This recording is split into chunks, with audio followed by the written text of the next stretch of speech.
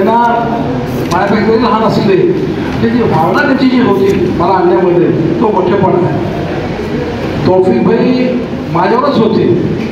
खरं ते हुशार निघाले, पहिलं पुढे गेले मला मागे आणि नंतर घटना अशी घडत गेली. तुम्ही विश्वास करण्याची माहिती नाही. दादाचं जर बऱ्याचशा लोकांनी सांगितलं दादा असे तसे आहे.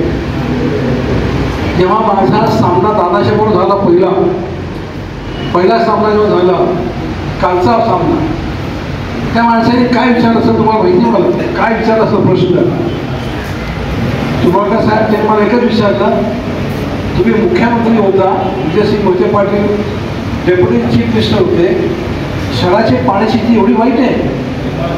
The way he comes to me, म्हणजे मला इतकं वाईट वाटलं की त्यांची भावना किती आहे. ते काय विचार करतात की सोलापूर शहरामध्ये पाणी मिळत नाही.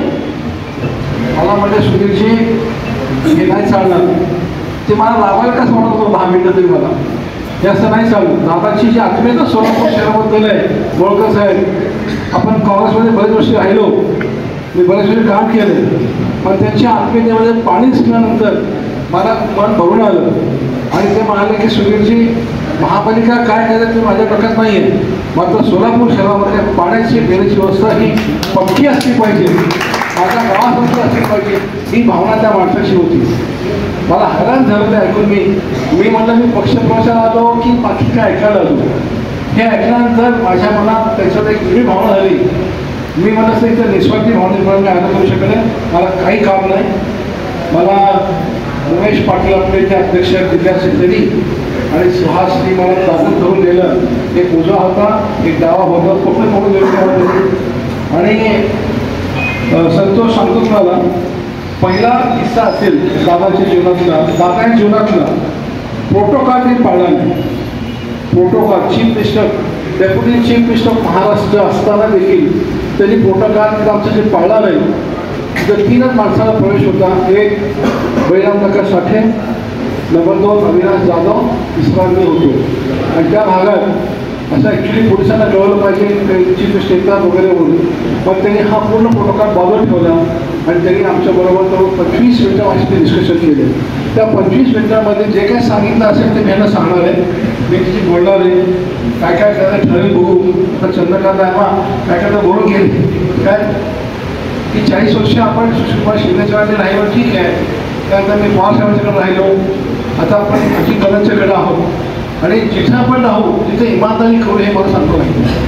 जिथं पण राहा, सुभाकर साहेब, सागर साहेब, की आपण जिथं पण राहू इमानदारी काम करू.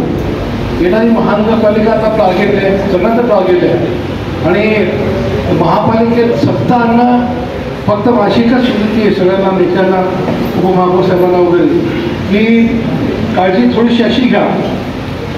मी हिंट तुम्हाला देतो की इंडिपेंडंट काय होतं का बघा, इंडिपेंडंट काय होतं का बघा. माझं काम नाही ते, अध्यक्षात तुम्ही गेलं तर कळेल. इंडिपेंडंट काय होतं सर, किसन जाधव तुम्ही जसं थोडं धक्का लावता होऊ शकतं असं मला वाटते. कारण 102 उभा करणं अवघड नाही आहे. 102 माणसं आपल्या इतिहासात बोलणं अवघड नाही आहे. त्यातून 45 ते 47 लोक आणणं हे विशेष नाही आहे. जर मागची जुनी काँग्रेस पाहिली तर मला फार काही अवघड असं वाटतं. त्याच्या हा असं वातावरण पाहिल्यानंतर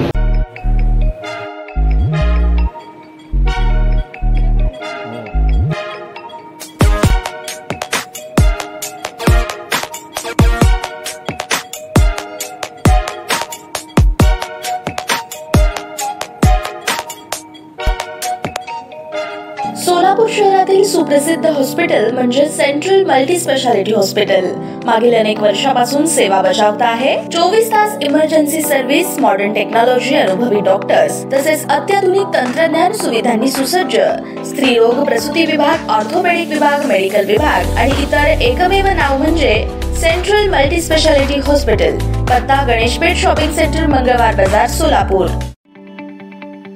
ताज्या बातम्या पाहण्यासाठी प्राईम महाराष्ट्र न्यूज चॅनलला सबस्क्राईब करा.